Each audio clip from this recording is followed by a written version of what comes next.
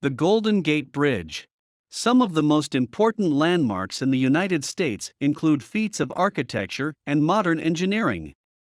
San Francisco, California, is a beautiful city on its own, but it is also home to the Golden Gate Bridge, a 1.7-mile suspension bridge connecting the San Francisco Peninsula to the Marin Headlands. The bridge holds the title of one of the wonders of the modern world according to the American Society of Civil Engineers. One of the most popular ways to appreciate the bridge is to take an excursion to the Golden Gate National Recreation Area just outside of San Francisco.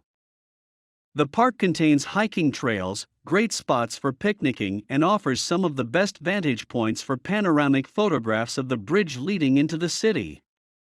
David recently had some friends visit him in San Francisco, and he made sure to include a visit to the recreation area as part of their tour.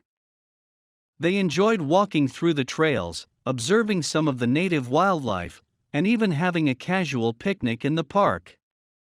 David's friends were thankful that he guided them through this impressive area of California. They made sure to take a group photograph with the Golden Gate Bridge in the background.